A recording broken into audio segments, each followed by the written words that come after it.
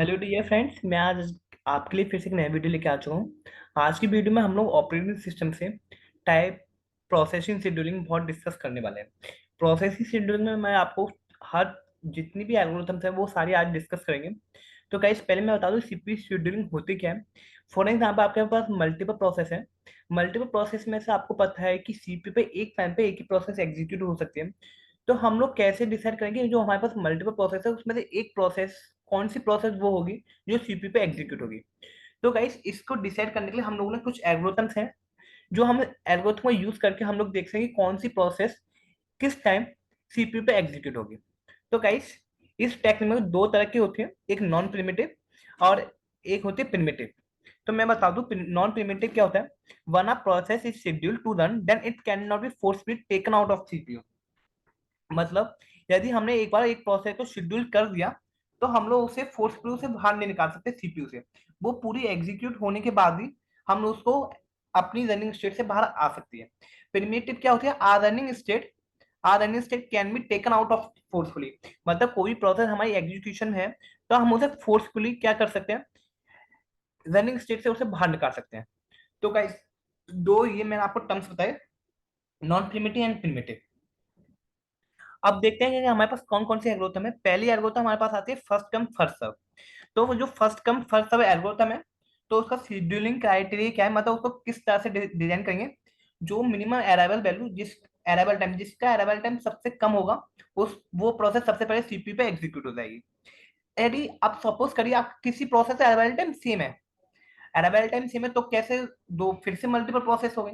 तो फिर से यदि अराइवल टाइम सेम है तो जिसकी प्रोसेस आईडी छोटी होगी हम उसको एग्जीक्यूट करेंगे।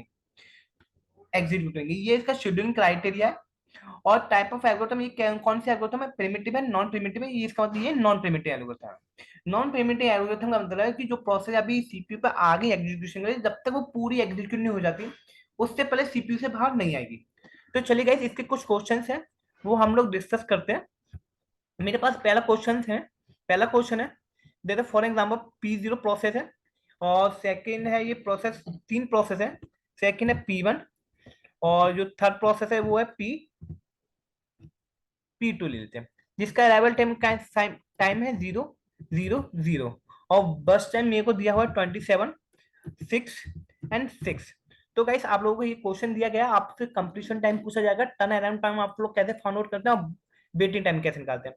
क्वेश्चन में आप लोगों को ये क्वेश्चन ऐसे दिया गया होगा और मेन आपसे क्वेश्चन पूछा जाएगा एवरेज वेटिंग टाइम क्या होता है। तो एवरेज वेटिंग टाइम आपको हर एक एल्गोरिथम का यूज करके निकालना होगा। तो सबसे पहले गाइस ऐसा क्वेश्चन दिया गया है तो सबसे पहले आप लोग गैंग चार्ट बनाएंगे। गैंग चार्ट आप लोगों को मैंने ये करा हुआ है। आपको मैं बता दूं गैंग चार्ट की जो वैल्यू होती है हमेशा जीरो से स्टार्ट होती है। तो ये जीरो तो फिक्स है गाइस। आफ्टर आप देखिए, अब देखिए आप इसमें बोला गया है कि क्वेश्चन में इसे फर्स्ट कम फर्स्ट सबसे सॉल्व करिए। तो शेड्यूलिंग क्राइटेरिया क्या है, जिसका अराइवल टाइम सबसे कम है उसे एग्जीक्यूट करा दें। अराइवल टाइम सबका देखिए 0 0 0, मतलब अराइवल टाइम सब तीनों प्रोसेस का सेम है। तो इसका मतलब तीनों प्रोसेस अपनी एक्सेस एक्सेस करने आ चुकी है, मतलब रेडी स्टेट में आ चुकी है। अब इसमें से देखिए कौन सी प्रोसेस को एग्जीक्यूशन में भेजें, रनिंग स्टेट में भेजें। तो अराइवल टाइम तो सबका सेम है। तो जिस अब देखिए सेम अराइवल टाइम में मिनिमम प्रोसेस आईडी, जिसकी प्रोसेस आईडी छोटी होगी, इसमें सबसे प्रोसेस आईडी किसकी छोटी है, P0 की छोटी है। तो सबसे पहले हम लोग किसको रन कराएंगे, P1 को रन करा देंगे। और जिसका टाइम क्या होगा 27। ये पूरी, अब देखिए टाइप ऑफ एल्गोरिथम ये नॉन प्रिमिटिव एल्गोरिथम मतलब होता है ये पूरी 27 चलेगी। After that second process execution में आएगी। फिर उससे प्रोसेस आईडी किसकी बढ़ी है, P1 की बढ़ी है। P1 चलेगा कितने टाइम चलेगा गाइस, 6 टाइम चलेगा। 6 टाइम तो 27 में 6 प्लस करेंगे तो कितना होगा 33 होगा। आफ्टर दैट अब कौन सी प्रोसेस चलेगी गाइस, हमारे हमारे पास P2 चलेगी। P2 कितना टाइम है, इसका बस टाइम कितना गाइस 6। बस टाइम का मैं आपको मतलब बता दूं, बस टाइम का मतलब होता है कि कोई प्रोसेस सीपीयू को एग्जीक्यूट कर रही है, मतलब सीपीयू के अंदर प्रोसेस एग्जीक्यूट हो रही है तो सीपीयू पे कितना टाइम ले रही है, तो वो आपका बस टाइम कहलाता है। तो ये 33 + 6 कितना हो जाएगा 39। ये आपका देखिए गाइस पूरा गैंग चार्ट बन चुका है। गैंग चार्ट बनने का आपको कंप्लीशन टाइम निकालना है। तो आपको देखिए कंप्लीशन टाइम कितना लग रहा है, P1 को फिनिश होने में 27 सेकेंड्स, P1 को 33 सेकेंड्स, P2 को 39 सेकेंड्स। अब टर्न अराउंड टाइम क्या होता है गाइस, टर्न अराउंड टाइम होता है कंप्लीशन टाइम में से हमारे पास अराइवल टाइम को माइनस कर दे। मैं यहाँ फॉर्मूला लिख देता हूँ। Turn around time is equal to completion time ct minus 80। After that second waiting time का लिख देते हैं। तो वेटिंग टाइम का फॉर्मूला क्या हो जाएगा गाइस आप लोगों के पास, टर्न अराउंड टाइम माइनस बस टाइम। तो गाइस आपको सिंपल फॉर्मूला पुट करना है। टर्न अराउंड टाइम में कंप्लीशन टाइम में 27 में से 0 माइनस करेंगे तो 27, 33 में से 0 जाएगा 33, 39 में से 0 जाएगा 39। आफ्टर दैट वेटिंग टाइम कैसे निकालेंगे, टर्न अराउंड टाइम में से आपको आपको यदि टर्न अराउंड टाइम में से क्या करना है, माइनस बस टाइम। तो गाइस देखिए ये टर्न अराउंड टाइम है आपका, ये आपका बस टाइम है, तो इन दोनों को माइनस करना है आपको। तो सिंपल आप लोग माइनस करते ही रहिए। देखिए 27 से 27 गया 0, एंड 33 में से 6 गया हमारे पास 27, और 39 में से 6 गया 33। तो गाइस ये था वेटिंग टाइम। वेटिंग टाइम का मतलब है कि प्रोसेस बने उसको कितना वेट करना पड़ा, एक सीपीयू के एग्जीक्यूशन में 0 सेकेंड्स। प्रोसेस वन को कितना वेट करना पड़ा आपको 27 सेकेंड्स। प्रोसेस टू थी उसको कितना वेट करना पड़ा 33 सेकेंड्स। तो गाइस आप एवरेज वेटिंग टाइम तो निकाल ही सकते हैं। एवरेज वेटिंग टाइम कैसे निकालेंगे, तो इसमें एवरेज वेटिंग टाइम सिंपल है, 0 + 27 + 33 डिवाइड बाय 3। जो आंसर आएगा आपको वो एवरेज वेटिंग टाइम हो जाएगा। तो गाइस सिंपल ये ऐसे क्वेश्चन दिए गए होंगे, आपको ये सॉल्व करके दिखाना होगा। ये था हमारा पहला क्वेश्चन, फर्स्ट कम फर्स्ट सबसे। ये क्वेश्चन बहुत इजी था जिसमें कि अराइवल टाइम सेम था। अब गाइस हम लोग लेते हैं सेकंड क्वेश्चन। सेकंड क्वेश्चन भी मेरा फर्स्ट कम फर्स्ट सबके ऊपर ही डिपेंड है। तो ये प्रोसेस दी गई है इसमें, जिसका प्रोसेस वन है 1। क्वेश्चन गाइस आपकी स्क्रीन पे ये है, देखिए गाइस ये हमारा सेकंड क्वेश्चन है जिसमें 6 प्रोसेस दी हुई है, P1 P2 P3 P4 P5 P6। And arrival time आपके लोगों को दिया हुआ है 0 1 2 3 4 5।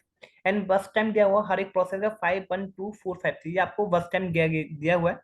तो गाइस आप लोगों को क्या करना है, इसको सिंपल इसको बताना है कि कौन सी प्रोसेस पहले एग्जीक्यूट होगा, उसका वेटिंग टाइम निकालना है। तो वेटिंग टाइम कैसे निकालेंगे, सबसे पहले वेटिंग टाइम पता होने के लिए आप लोगों के पास क्या क्या होना चाहिए, कंप्लीशन टाइम होना चाहिए, टर्न अराउंड टाइम होना चाहिए। तो गाइस चलिए स्टार्ट करते हैं। प्रोसेस वन, प्रोसेस आप लोगों को पता है कि जो भी टर्न अराउंड टाइम होगा वो हमेशा कहाँ से स्टार्ट होता है, 0 से स्टार्ट होता है। तो 0 से स्टार्ट होता है, तो गाइस ये गैंग चार्ट है, 0 से स्टार्ट होता है। तो पहले सबसे पहले प्रोसेस अराइवल टाइम देखेंगे। मिनिमम अराइवल टाइम किसका है इन सारी प्रोसेस में, P1 का है। तो P1 पहले एग्जीक्यूट होगी, P1 पहले एग्जीक्यूट होगी गाइस, P1 पहले एग्जीक्यूट होगी, जिसका कितने टाइम है, इसका वर्स्ट टाइम कितना है 5। तो ये 5 यूनिट चलेगी। आफ्टर दैट कौन सी प्रोसेस, जैसे यहाँ पे देखेंगे गाइस ये 5 यूनिट चल चुका है, 5 यूनिट चल चुका है, तो इसका मतलब कौन कौन सी प्रोसेस एक्सेस हो चुकी है आपके पास। गाइस देखिए एक सेकेंड, जैसे फॉर एग्जाम्पल आपका P1 का जो टाइम आया 5 यूनिट ये चल चुका है। तो 5 यूनिट चलने के बाद ये P2 एक्सेस हो गई है, क्योंकि arrival time 1 unit 2 unit 3 unit 4 unit और 5 यूनिट। तो इसका मतलब P2 भी एक्सेस हो गई, P3 भी आ गई रेडी स्टेट में, P4 भी आ गई, P5 भी आ गई, P6। गाइस ये पांचों जो प्रोसेस बची हुई है वो अब रेडी स्टेट में आ चुकी है। अब इन रेडी स्टेट में आ चुके तो इन सब में से अराइवल टाइम देखेंगे, सबसे अराइवल टाइम किसका छोटा है, किसका छोटा, P2 का छोटा है। तो P2 चलेगी पहले, P2 गैस ये हम लोग P2 चला देते हैं पूरी। P2 कितने यूनिट चल रही है, 6 यूनिट। P2 को हम लोग 6 यूनिट चला देते हैं। तो देखिए गाइस बस टाइम 1 है और 5 + 1 कितना हो जाएगा 6। आफ्टर दैट कौन से किसका अराइवल टाइम कम है, P3 का अराइवल टाइम कम है। तो P3 को रन कर देते हैं। P3 का बस टाइम कितना गाइस 2 है, तो 6 + 2 कितना हो जाएगा 8 हो जाएगा। तो ये हमारा कंप्लीशन टाइम कितना हो जाएगा, अभी 8 हो जाएगा। आफ्टर दैट P4 चलेगी, क्योंकि P4 जो कि P4 का वेटिंग टाइम अराइवल टाइम कितना है 3। P4 चलाएंगे गाइस, जिसका वर्स्ट टाइम कितना आपके पास 4 है।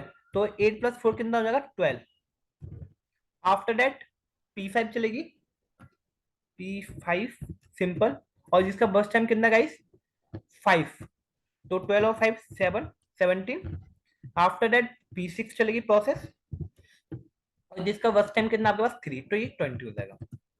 तो गाइस ये था सिंपल क्वेश्चन। ऐसे क्वेश्चन को आप सिंपली सॉल्व कर सकते हैं। जिसमें अभी हम लोगों ने पहला क्वेश्चन दिया था जिसमें अराइवल टाइम सेम था, तो कैसे सॉल्व कर सकते हैं।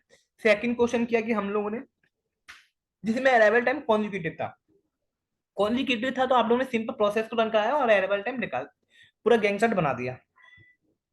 अब गाइस तीसरा क्वेश्चन और हम करते हैं फर्स्ट कम फर्स्ट सर्व का, जिसमें अराइवल टाइम डिफरेंट है। तो उसे कैसे ट्रीट करेंगे? गाइस मैं कंप्लीशन टाइम नहीं निकाल रहा हूँ, टर्न अराउंड टाइम नहीं और वेटिंग टाइम नहीं निकाल रहा हूँ, ये आप लोग इसे फिल कर सकते हो, waiting time average waiting time निकाल सकते हैं। तो आप लोग कंप्लीशन टाइम में यहाँ लिख लेंगे, P1 का 5 है, P2 का 6, P3 का, गाइस देखिए आप ऐसे कंप्लीशन टाइम ऐसे लिख सकते हैं। और नहीं तो कंप्लीशन टाइम निकालना है तो अभी जो क्वेश्चन हम लोग एक और करने वाले हैं उसमें बहुत अच्छे से क्लियर हो जाएगा। P1 का कितना है 5, कंप्लीशन टाइम आप लिख देंगे 5, P2 का 6। गाइस आप मेरे अकॉर्डिंग तो राइट से देखें तो वो ज्यादा बेटर होगा। P6 का कंप्लीशन टाइम कितना है 20, P5 का 17, P4 का 12, P3 का 8, P2 का 6, P1 का 5।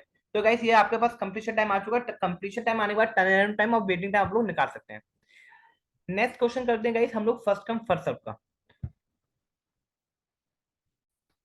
गाइस देखिए क्वेश्चन नंबर 3 है।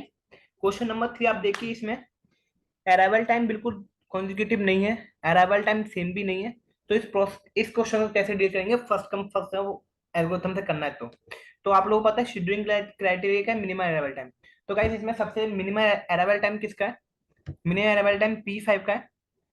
P5 का तो आप लोग सिंपल P5 को रन करेंगे, P5 को रन करेंगे, कितना यूनिट चलेगा गाइस P5? इसका बर्स्ट टाइम कितना है 2। तो गाइस ये 2 यूनिट चल जाएगा। आफ्टर 2 यूनिट चलने के बाद ये देखेंगे कौन कौन सी प्रोसेस एक्सेस हो चुके हैं। तो अराइवल टाइम 2 पे देखेंगे कोई सी प्रोसेस एक्सेस हुई है? नहीं हुई है। गाइस देखिए इसमें 2 नहीं है, तो इसमें कोई भी प्रोसेस एक्सेस नहीं हो पाई है। आफ्टर दैट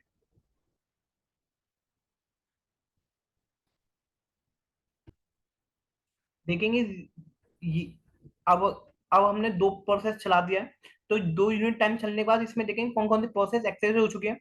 ये यूनिट टाइम 5 पे होगी, 8 पे होगी, ये 6 पे होगी, ये 3 पे होगी, ये 7 पे होगी, और P5 हमने चला दिया। तो गाइस देखेंगे अभी कोई प्रोसेस एक्सेस में नहीं है ये एग्जीक्यूशन करने वाला। तो हम लोग इसे क्या करते हैं, सिंपल इसको गाइस एक यूनिट चलाते हैं। ये P5 है, इसको एक यूनिट चलाया तो हमने क्या हो गया P3। ये क्या है? ये गाइस हमारा आइडियल है। आइडियल है, जैसे हम लोगों ने 3 पे देखा तो 3 पे देखे अराइवल टाइम कोई है? हाँ है, P4 है। तो हम लोग किसको रन कर देंगे? P4 को रन कर देंगे। P4 रन होने पर कितना बस टाइम चलेगी? 1 यूनिट, 3 1 4 हो गया गाइस। 4 होने के बाद इसमें देखेंगे कोई प्रोसेस अराइवल टाइम में, ये P4 चल चुकी है आपकी, P5 चल चुकी है। 4 अराइवल टाइम पे कोई है प्रोसेस, कोई भी प्रोसेस एग्जीक्यूशन में नहीं आ रही है। 5 पाएगी, 8 पाएगी, 6 पाएगी और ये 7 पाएगी। तो गाइस हम लोगों को एक और आइडिया प्रोसेस चलानी होगी, इसको एक यूनिट आइडिया चला देते हैं। तो ये 5 हो गया। जैसे अराइवल टाइम 5 हुआ तो अराइवल टाइम में देखा ये P1 आ चुकी है। तो ये इस P1 को रन कराएंगे। P1 को रन कराया जिसका वर्स्ट टाइम कितना है 4, तो 5 और 4 9 हो जाएगा। तो P1 भी वर्क चल चुकी है आपकी। अब 9 पे देखिए कौन कौन सी प्रोसेस एक्सेस हो चुकी है।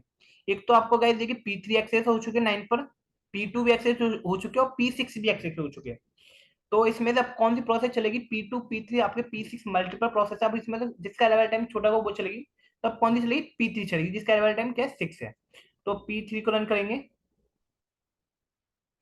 जिसका वर्स्ट टाइम कितना है 3। तो 9 और 3 12, 12 आफ्टर दैट ये भी चल चुके, P3 चल चुकी है हमारी। P3 चलने के बाद आप देखेंगे कौन सी प्रोसेस हमारे पास रहती है P2 एंड P6, जिसका लेवल टाइम 8 और 7 है और जिसका हमारे पास टर्न अराउंड जो हमारा कंप्लीशन टाइम 12 है। तो इन दोनों में से कौन सी प्रोसेस चलेगी? सबसे पहले अराइवल टाइम जिसका कम होगा वो चलेगी, 7 वाली चलेगी, तो P6 आएगा। P6 का बस टाइम कितना गाइस 7, तो 12 और 7 कितना हो जाएगा 19। आफ्टर P6 पूरी चल चुकी है तो आपको आफ्टर P2 चलेगी। P2 का अराइवल टाइम 8 है और P2 का बस टाइम कितना है 2, तो 19 और 2 21। और ये क्या कौन सी चली जाएगी? P2 चली जाएगी। तो गाइस ये आप लोग ऐसे क्वेश्चन को डील करेंगे। ये क्वेश्चन बहुत अच्छा था जिसमें कि आप लोगों को 2 आइडियल लेने पड़ा। क्वेश्चन ऐसे भी क्वेश्चन ऐसे भी हो सकते हैं जिसमें आपको 2 अराइवल टाइम ले सकते हैं, जिसमें कि आप लोगों ने इस वाले क्वेश्चन में देखा 2 अराइवल टाइम लेने पड़े आप लोगों को। आज की वीडियो में गाइस इतना रखते हैं। Thank you so much. Next video में हम लोग और भी एल्गोरिथम को डिस्कस करेंगे। आज की वीडियो में इतना रखते हैं। Thank you so much.